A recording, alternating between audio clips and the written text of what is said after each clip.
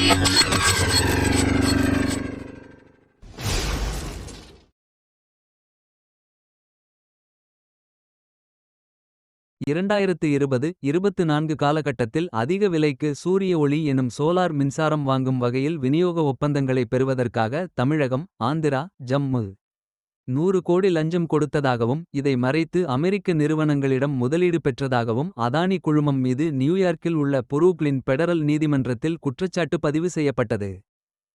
அது குறித்து செய்தியாளர்கள் முதல்வரிடம் கேள்வி எழுப்பியபோது அவருக்கு வேறு வேலை எதுவும் இல்லை, அதனால் அறிக்கை விட்டுக் கொண்டிருக்கிறார் என்று அலட்சிய போக்குடன் ஆணவமாக பதிலளித்தார். 2006ஆம் ஆண்டு கலைஞர் கருணாநிதி அவர்களை முதல்வராகியது இந்த பாட்டாளி மக்கள் கட்சியின் நிறுவனர் மருத்துவர் ஐயா தான். அதே காலகட்டத்தில் ஸ்டாலினை துணை முதல்வர் ஆக்கியது இந்த பாட்டாளி மக்கள் கட்சியை ஆதரவோடு தான். கூட்டணிக் கட்சிகளால் ஏற்படுகின்ற நெருக்கடிகளால் ஏற்படும் தலைவலியை போக்குவதற்கு தைலாபுரத்திலிருந்து தைலம் வந்தால்தான் தலைவலி சரியாகும் என்று கூறியது தங்களின் தகப்பனார் கலைஞர் அவர்கள்.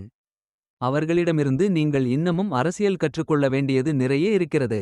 86 வயது மூத்த அரசியல் தலைவர் வரலாற்றில் 6 மிகப்பெரிய இட ஒதுக்கீடுகளை பெற்றுக் கொடுத்த சமூக சீர்திருத்தவாதி மருத்துவர் ஐயா அவர்களாவார். சட்டப் போராட்டத்தின் மூலம் குடிகளால் சீரழிந்து வரும் தமிழக இளைஞர்களை காப்பாற்ற 3321 டாஸ்மாக் கடைகளை மூட வைத்தவர் எங்கள் மருத்துவர் ஐயா அவர்கள். தமிழகம் வளம் பெற நலம் பெற கேள்வி கேட்பது எங்களின் உரிமை, பதில் சொல்வது உங்களின் கடமை. அதானி அவர்கள் ஏன் தனிப்பட்ட முறையில் தங்களை இல்லம் வந்து சந்தித்தார் என்பதற்கான பதிலை நீங்கள் கொடுக்கப்பட வேண்டும். உங்களை சந்தித்ததற்கு நீங்கள்தான் பதில் சொல்ல வேண்டும். அமைச்சர் ஏன் பதில் சொல்ல வேண்டும்? சூரிய ஒளி மின்சாரம் வாங்குவதற்கான ஒப்பந்தத்தில் முறைகேடு செய்ததற்கு ஆதாரங்கள் இருப்பதாகவே அமெரிக்க அரசின் புலனாய்வு அமைப்பு விசாரித்து உண்மை தெரிந்த பின்னரே கைதுக்கான ஆணையை பிறப்பிக்கப்பட்டுள்ளது.